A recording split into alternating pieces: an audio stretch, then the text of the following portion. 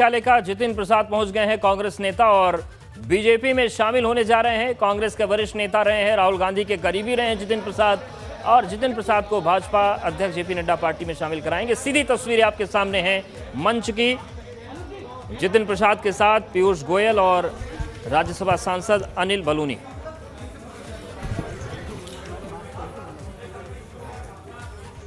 तो आज सुबह ही अनिल बलूनी ने ट्वीट किया था कि एक दिग्गज भाजपा में मित्रों, आप सभी का स्वागत है।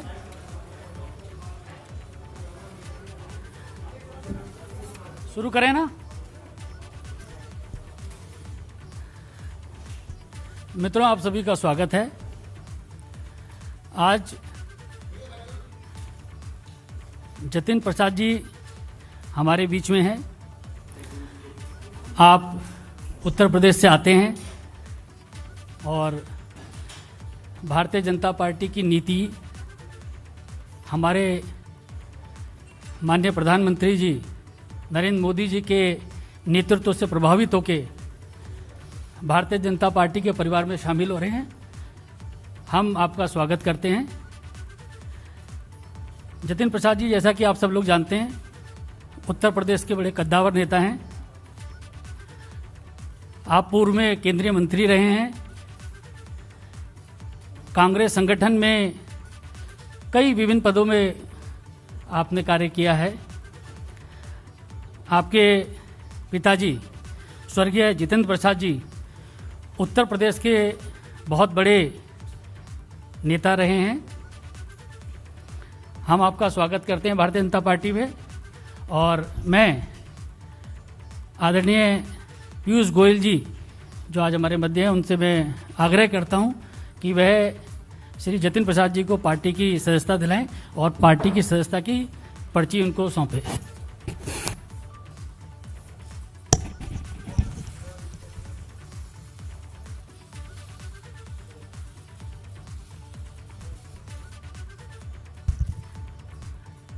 आदरणीय पीयूष गोयल जी, बुके देके आपका स्वागत करें।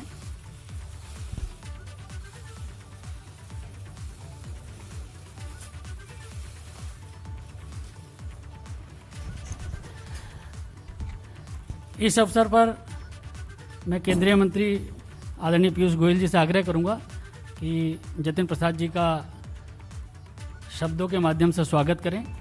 आदरणीय पीयूष गोयल जी। धन्यवाद अनिल जी। माननीय जितिन प्रसाद जी ने बहुत ही छोटी आयु से उत्तर प्रदेश की सेवा में अपना पूरा जीवन झोंक दिया। मुझे अभी भी याद है, शायद इनकी उम्र शायद सिर्फ 27 वर्ष की थी जब आकाशात्मक एकदम सडनली उनके पूज्य पिताजी का देहांत हुआ। और ये मुंबई में तब काम करा करते थे, बहुत अच्छी पद पर थे। दून स्कूल से पढ़ाई की, श्री राम कॉलेज से, दिल्ली के विख्यात कॉलेज से पढ़ने के बाद MBA करने के बाद अपने काम में लगे थे, जब बहुत छोटी उम्र में उनको परिवार को ये धक्का पड़ा। लेकिन छोटी आयु में भी उन्होंने जिस प्रकार से पूरे उत्तर प्रदेश में दौरा किया, उत्तर प्रदेश के अलग अलग जिलों में जाके अपनी प्रतिभा से, अपने काम से लोगों का दिल जीता। 2 बार पार्लियामेंट में अच्छे मतों से जीते। पहली बार शाहजहांपुर से 2004 में, और जिस प्रकार से उन्होंने पूरे उत्तर प्रदेश की राजनीति में एक बहुत प्रमुख भूमिका वर्षों वर्षों तक निभाई, वो हम सब देखा करते थे। इनके पिताजी का भी बहुत बड़ा योगदान था। वर्षों वर्षों तक कांग्रेस में और कांग्रेस पार्टी हो, कांग्रेस की सरकारें हो, उसमें बिना कोई पद के उन्होंने जिस प्रकार से सेवा करी थी देश की, वो हम सब भली भांति याद करते हैं। केंद्र सरकार में भी मेरे मित्र जितेंद्र जी अलग अलग विभागों को देख चुके हैं।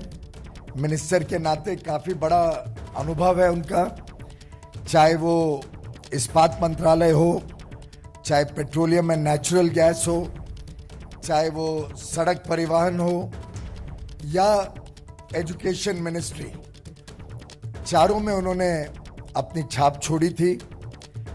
मुझे तो एक पर्सनल अनुभव भी है। मैं याद करता हूं कि जब ये पहले कांग्रेस की सरकार थी, तब इन्होंने बहुत प्रयत्न करके उत्तर प्रदेश में अपने क्षेत्र में एक मीटर गेज से ब्रॉड गेज लाइन कन्वर्जन स्वीकृत तो करा पाई, लेकिन उसको गति नहीं दिलवा पाए थे कि वो जल्द से जल्द खत्म हो, जल्द से जल्द वो पूरा हो काम। मोदी जी की सरकार 2014 में आए, तब ये सांसद नहीं रहे, लेकिन उत्तर प्रदेश की जनता की सुविधाएं सुधरे, उत्तर प्रदेश में अपने क्षेत्र में काम चालू रहे, उसके लिए लगातार पीछे पड़े रहे और रेल मंत्रालय के पीछे ऐसा पड़े रहे कि उन्होंने उस प्रोजेक्ट को कंप्लीट करवाया मोदी सरकार आने के बाद। एक प्रकार से ऐसे युवा नेता, जमीन से जुड़े हुए नेता, लोकप्रिय नेता और जिनकी प्राथमिकता समाज सेवा रही हो, जिनको देश के प्रति प्रेम हो, ऐसे एक बहुत ही कद्दावर नेता, जैसे अनिल जी ने कहा, उत्तर प्रदेश की राजनीति में जिनका बहुत बड़ी भूमिका आगे मैं देख पा रहा हूं, ऐसे श्री जितेंद्र प्रसाद जी हम सबको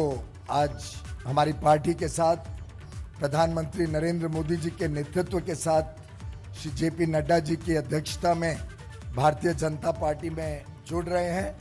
मैं इनका तहे दिल से स्वागत करता हूं और मुझे विश्वास है कि इनके आगमन से पार्टी को भी बल मिलेगा और जितेंद्र प्रसाद जी को देश सेवा, समाज सेवा के लिए एक अच्छा मौका मिलेगा। जितेंद्र जी, आप भी कुछ कहना चाहें? बहुत बहुत धन्यवाद आदरणीय पीयूष गोयल जी, आपने जो मेरे बारे में जो वक्तव्य रखा। अनिल बलूनी जी, आपका भी धन्यवाद। सर्वप्रथम तो मैं आज के इस दिन भारतीय जनता पार्टी के राष्ट्रीय अध्यक्ष श्री जेपी नड्डा जी, देश के यशस्वी प्रधानमंत्री आदरणीय नरेंद्र मोदी जी, इस देश के कर्मयोगी गृह मंत्री आदरणीय अमित शाह जी और समस्त भारतीय जनता पार्टी नेतृत्व का मैं धन्यवाद अर्पित करता हूं कि उन्होंने आज इस भारतीय जनता पार्टी परिवार में मुझे सदस्यता और सम्मान दिया है। और ये मेरे राजनीतिक जीवन का एक नया अध्याय शुरू हो रहा है।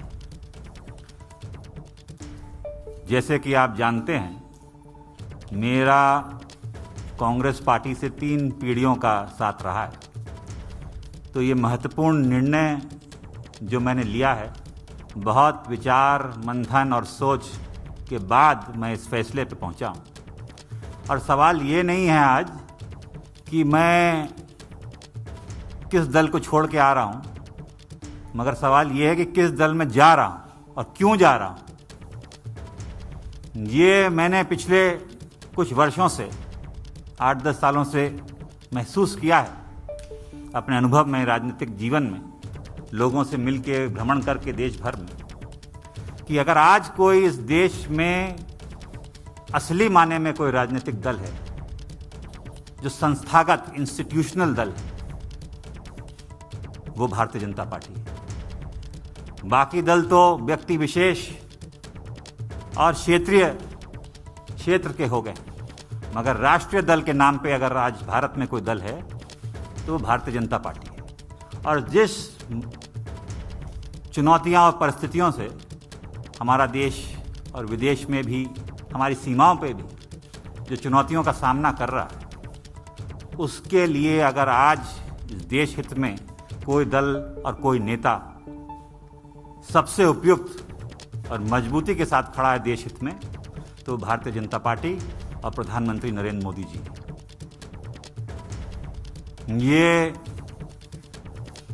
जो दशक है, ये भी मैंने एक वक्तव्य सुना था प्रधानमंत्री जी का, कि निर्णायक होगा भारत के लिए और आने वाली पीढ़ियों के लिए। भारत विश्व पटल पे क्या भूमिका निभाएगा वो यहाँ सरकार तय करेगी और नेतृत्व तय करेगा। और प्रधानमंत्री जी रात दिन भारत की सेवा में निस्वार्थ लगे हुए हैं। हम देखते आए हैं, हमने चुनौतियों का सामना भी किया है, जनता ने हमें दरकिनार भी किया है, तो हम जानते हैं कि उनके प्रति देश की भावना क्या है प्रधानमंत्री जी के प्रति। और वो जो नए भारत का निर्माण कर रहे हैं, उसमें मुझे भी एक सदस्यता जो आज मैंने ग्रहण की है भारतीय जनता पार्टी की, एक योगदान छोटा सा करने का भारत के प्रति, भारत की जनता की आने वाली पीढ़ियों के प्रति करने का अवसर मिलेगा। ये मैंने विचार करके इस निर्णय पे पहुंचा हूं। कल्याणकारी योजनाएं तो प्रधानमंत्री जी ने की हैं, जो गांव-गांव हम देखते हैं, चाहे विद्युतीकरण हो, शौचालय हो, गैस योजना हो, तमाम उन गरीबों का ध्यान रखा है और उन लोगों का ध्यान रखा है जो असली में ज़रूरतमंद है। और दूसरा कारण ये भी है कि जिस दल में मैं था, मुझे ये महसूस होने लगा कि हम लोग राजनीति में हैं और राजनीति एक माध्यम है, दल भी माध्यम है। अगर आप अपने लोगों के हितों की रक्षा नहीं कर सकते, उनके लिए काम नहीं आ सकते, तो आपका राजनीति और उस दल से में रहने में क्या औचित्य है। तो यही मेरे मन में, और चाहे वो देश हित हो, चाहे वो प्रदेश हो, चाहे वो जिला हो, अगर आप अपने लोगों के उपयोग नहीं आ सकते, उनके सहायता के लिए आप मौजूद नहीं हो सकते और आपके इस लायक नहीं हैं कि आप अपनी जनता के हितों की रक्षा कर पाएं, तो वो मुझे महसूस होने लगा कि मैं वो कांग्रेस पार्टी में नहीं कर पा रहा हूं। भारतीय जनता पार्टी वो माध्यम बनेगा, वो सशक्त संगठन, देशव्यापी इतना संगठन, इतना मजबूत नेतृत्व जो आज देश को जरूरत है। मैं इस वक्त ज़्यादा बोलना नहीं चाहता, मेरा काम बोलेगा। मैं धन्यवाद देना चाहता हूँ सभी मेरे उन कांग्रेसजनों का जिनका मुझे आशीर्वाद मिला और साथियों का इतने वर्ष तक। मगर अब मैं समर्पित एक, गोयल जी आप सब जानते हैं, आपका धन्यवाद दूंगा। एक कार्यकर्ता के रूप में भारतीय जनता पार्टी के मैं कार्य करूंगा और वही उद्देश्य, सबका विकास और सबका साथ, जो उद्देश्य है एक भारत और श्रेष्ठ भारत का, वो लेके एक कार्यकर्ता के रूप में मैं काम करूंगा। बहुत बहुत धन्यवाद आप सभी लोग। धन्यवाद विपिन जी। एक मिनट, अभी आप इसके बाद माननीय राष्ट्रीय अध्यक्ष जी से भी मुलाकात करेंगे, और क्योंकि कोविड गाइडलाइंस हैं, सब लोग पालन कीजिए।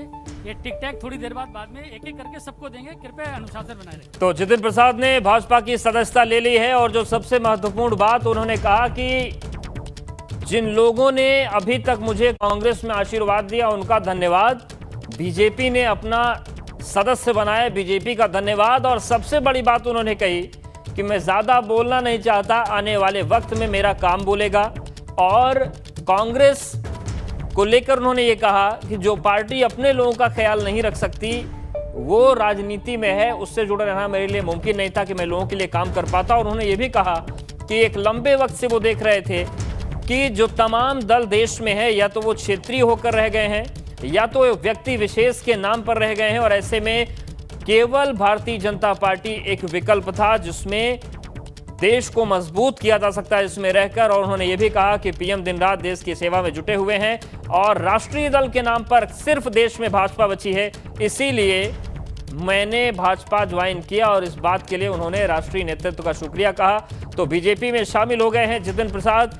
कांग्रेस की सरकार के दौरान कई मंत्रालयों में महत्वपूर्ण जिम्मेदारी निभाई, केंद्रीय मंत्री रहे, संगठन में कई महत्वपूर्ण पदों को निभाया। और जितिन प्रसाद ने कहा भी कि मेरी 3 पीढ़ियां कांग्रेस से जुड़ी रही हैं, लेकिन अब हालात बदल गए हैं, दलों की जो व्याख्या है वो बदल गई है और उस व्याख्या में सबसे मुफीद जो है वो भारतीय जनता पार्टी है, क्योंकि अभी ये इंस्टीट्यूशनल यहाँ पर संस्थागत चीजें बची हुई हैं सिद्धांतों में। बाकी जो दल हैं या तो क्षेत्रीय हो गए हैं या तो व्यक्ति विशेष के होकर रह गए हैं, वहां पर आंतरिक लोकतंत्र नहीं है। और उन्होंने कहा कि ये मेरे राजनीतिक जीवन का एक नया अध्याय शुरू हो रहा है।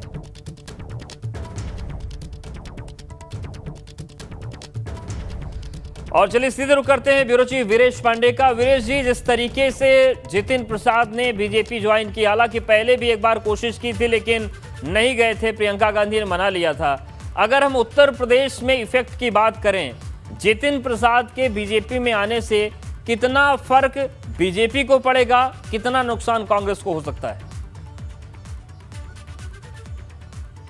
देखिए, बात 2 पार्ट में है कि कांग्रेस को कितना नुकसान होने वाला है और साथ ही भारतीय जनता पार्टी को कितना फायदा होने वाला है। तो सबसे पहले मैं कांग्रेस पर चलता हूं। कांग्रेस को बड़ा नुकसान होने जा रहा है और सबसे बड़ा नुकसान इस बात का है, इससे प्रियंका गांधी के नेतृत्व क्षमता पर सवाल खड़े हो रहे हैं, क्योंकि प्रियंका गांधी जब से इंचार्ज बनी है उत्तर प्रदेश और उत्तर प्रदेश को देख रही हैं, इस मामले को देख रही हैं, उनके 2 सबसे बड़े सिपहसलार और भविष्य के नेता, एक तो ज्योतिरादित्य सिंधिया को इंचार्ज बनाया गया था पश्चिमी उत्तर प्रदेश के उस पार्ट का, और दूसरी पार्ट का इंचार्ज खुद प्रियंका गांधी थी। ज्योतिरादित्य सिंधिया चले गए भारतीय जनता पार्टी में। जितिन प्रसाद ये भी एक भविष्य के नेता और राहुल गांधी, प्रियंका गांधी के समकक्ष, और जो कांग्रेस का जो भविष्य कहा जाता था उसमें जितिन प्रसाद, ज्योतिरादित्य सिंधिया, मिलिंद देवड़ा, आरपीएन सिंह, ये सभी नेता हैं। सचिन पायलट, इनमें क्या किसकी स्थिति?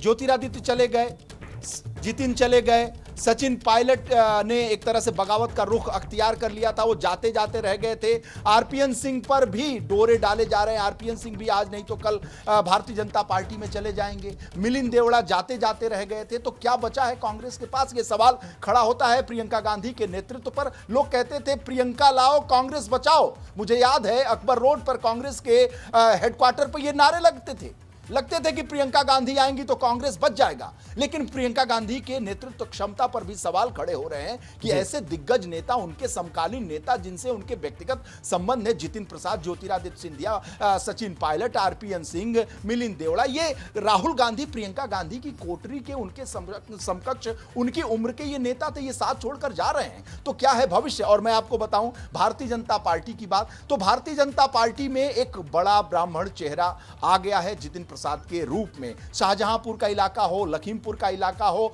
और आसपास का जो पीलीभीत आसपास का जो इलाका हो, उसमें इनकी अपनी एक लिगेसी है। जितेंद्र प्रसाद जो इनके पिता हैं, वो बहुत बड़े नेता कांग्रेस के रहे। वो 2 प्रधानमंत्रियों के राजनीतिक सलाहकार रहे। राजीव गांधी के राजनीतिक सलाहकार 1991 में रहे, 1994 में नरसिम्हा राव के राजनीतिक सलाहकार रहे, कांग्रेस के राष्ट्रीय उपाध्यक्ष रहे। सोनिया गांधी से 2000 चुनाव में उन्होंने उनके खिलाफ चुनाव लड़ा कि कांग्रेस का अध्यक्ष सोनिया गांधी रहेंगी कि मैं रहूंगा। तो इस कद के वो नेता थे। और मुझे याद है जब नरसिम्हा राव की केंद्र में सरकार थी तो उत्तर प्रदेश में नेता तो यूं बहुत सारे कांग्रेस के थे, लेकिन किसी एक नेता की चलती थी तो उसका नाम जितेंद्र प्रसाद है। जितेंद्र प्रसाद की लिगेसी है और जितेंद्र प्रसाद भी बड़े कांग्रेसी नेता के बेटा थे। तो 3 पीढ़ियों की लिगेसी है और आसपास के कम से कम 6-7 ऐसे जिले हैं जहां जितेंद्र प्रसाद और जितिन प्रसाद, जो उनके पिता जितेंद्र प्रसाद हैं, उनकी बहुत पकड़ थी। जितिन प्रसाद की उस लिगेसी को संभाल रहे हैं। तो और साथ ही साथ कुछ दिन से पहले से 2 साल पहले से ये ब्रह्म चेतना संवाद नामक ब्राह्मणों के हित में एक संस्था चलाते थे, जहां जहां ब्राह्मणों के साथ तथाकथित तौर पर उत्पीड़न की खबरें आती थी कि उनकी हत्या कर दी गई, उनके घर जला दिए गए, उन्हें मारा गया, पीटा गया, तो वो जाते थे, पैसे से मदद करते थे। और ब्रह्म चेतना संवाद की जब स्थापना जितिन प्रसाद ने की थी तो कांग्रेस ने उससे किनारा कर लिया था। एक पैरेलल संस्था के तौर पर कांग्रेस ने कहा था कि उससे उनका कोई लेना देना नहीं नहीं है। तो ये उनकी भूमिका लगातार चल रही थी अपने को बनाए रखने का, और ब्राह्मणों के बीच में वो काम कर रहे थे। तो ब्राह्मण बड़ा चेहरा भारतीय जनता पार्टी बिल्कुल वीरेश जी, लेकिन सवाल ये भी है कि क्या जितिन प्रसाद के पार्टी में आने से कुछ और कांग्रेसी नेताओं की चेतना जग सकती है क्या, कि वो भी अब बीजेपी का रुख करें? खासतौर से लखनऊ से जो प्रत्याशी थे प्रमोद कृष्णम, 2 दिन से बड़ी तारीफें कर रहे हैं भाजपा की, सीएम योगी की, और अखिलेश यादव पर निशाना साध रहे हैं। जाहिर सी बात है, आचार्य प्रमोद कृष्णन ने अखिलेश यादव से साफ कहा है, ट्वीट करके कहा है कि जेब में लाल टोपी रखने से योगी का मुकाबला नहीं हो सकता। योगी तपस्वी हैं, योगी कर्मशील हैं। तो आचार्य प्रमोद कृष्णन का यह कहना, जब जितिन प्रसाद आ सकते हैं भारतीय जनता पार्टी में, तो प्रमोद कृष्णन भी आ सकते हैं, आरपीएन सिंह भी आ सकते हैं। भारतीय जनता पार्टी ने 2022 की तैयारी शुरू कर दी है। भले प्रियंका गांधी, राहुल गांधी दिल्ली में अपने घर में एयर कंडीशन में बैठे हों, अखिलेश यादव अपने घर में बैठे हों, मायावती अपने किले में बैठे हों, लेकिन भारतीय जनता पार्टी ने 2022 का आगाज कर दिया है। और इसका आगाज मैं आपको बताऊं, कोरोना की समीक्षा के नाम पर मुख्यमंत्री योगी आदित्यनाथ का जो मंडलों का दौरा था, यानी कोरोना से जब वो ठीक हुए, यानी निगेटिव हुए, उसके बाद से लगातार जो योगी आदित्यनाथ का जगह जगह कोरोना के नाम पर दौरा है, वो एक तरीके से कोरोना के रूप में तो हम देख सकते हैं, समीक्षा बैठक के रूप में देख सकते हैं, लेकिन ये चुनावी तैयारियों का आगाज है योगी आदित्यनाथ के द्वारा। ये विपक्ष को समझना होगा। अगर नहीं समझेंगे तो उनको ये लगेगा कि भारतीय जनता पार्टी के मुख्यमंत्री केवल दौरा कर रहे हैं। नहीं भाई, बिल्कुल, विपक्ष को बहुत कुछ समझना होगा। वीरेश जी हमारे साथ बने रहिएगा, कुछ और सियासी समीकरणों को समझेंगे, लेकिन एक बार दर्शकों को सुना देते हैं कि जितिन प्रसाद ने जब सदस्यता ग्रहण की भाजपा की, क्या कुछ उन्होंने कहा। बहुत बहुत धन्यवाद आदरणीय पीयूष गोयल जी, आपने जो मेरे बारे में जो वक्तव्य रखा। अनिल बलूनी जी, आपका भी धन्यवाद। सर्वप्रथम तो मैं आज के इस दिन भारतीय जनता पार्टी के राष्ट्रीय अध्यक्ष श्री जेपी नड्डा जी, देश के यशस्वी प्रधानमंत्री आदरणीय नरेंद्र मोदी जी, इस देश के कर्मयोगी गृह मंत्री आदरणीय अमित शाह जी और समस्त भारतीय जनता पार्टी नेतृत्व का मैं धन्यवाद अर्पित करता हूं कि उन्होंने आज इस भारतीय जनता पार्टी परिवार में।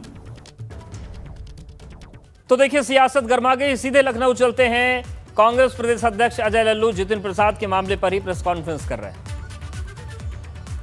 गांव, गरीब, खेत खलियान, नौजवान, किसान के मुद्दे पर जिस तरह कांग्रेस संघर्ष कर रही है, हमें भरोसा है उत्तर प्रदेश की जनता का आशीर्वाद कांग्रेस पार्टी को मिलेगा।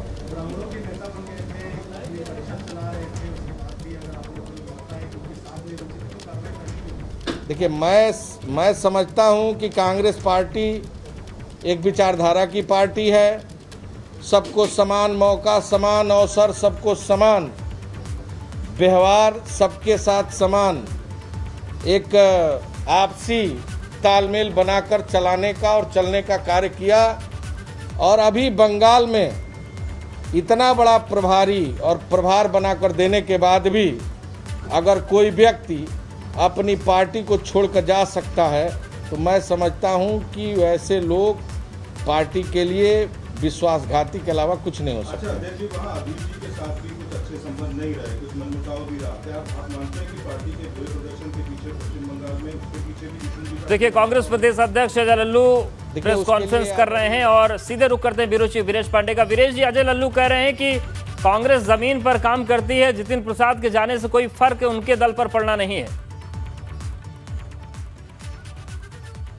नहीं, अजय लल्लू के रहने से बहुत फर्क पड़ रहा है कांग्रेस में। जितिन प्रसाद की कोई लीगेसी नहीं है, जितिन प्रसाद की कोई हैसियत नहीं है, जितिन प्रसाद की कोई आवश्यकता नहीं है। तो इसीलिए जितिन प्रसाद जैसे लोग, ज्योतिरादित्य सिंधिया जैसे लोग भारतीय जनता पार्टी में शामिल हो गए। अजय लल्लू दूसरी बार के एमएलए हैं और जब कांग्रेस में आए हैं और उनको विधानमंडल दल का नेता बनाया गया है, तो लोगों ने उन्हें जानना समझना शुरू किया। 2004 में जो जितिन प्रसाद कांग्रेस के टिकट पर जीते थे, 2008 में केंद्रीय मंत्री थे, फिर 2009 में चुनाव जीते, फिर केंद्रीय मंत्री लगातार बने रहे। जितेंद्र प्रसाद के वो बेटे हैं, जितेंद्र प्रसाद 2 बार प्रधानमंत्री नरसिम्हा राव के सलाहकार रहे और राजीव गांधी के सलाहकार रहे। उनको तो कोई जानता नहीं है, उनकी कोई आवश्यकता नहीं है। अजय लल्लू जैसे नेता बहुत ज्यादा कांग्रेस का बचाव करेंगे और कांग्रेस को ज्यादा सीटें दिलाएंगी, ये सब कहने वाली बातें हैं। जितिन प्रसाद एक बड़े स्तंभ, बड़ा surgical strike Bharatiya Janata party ने कांग्रेस में कर दी है।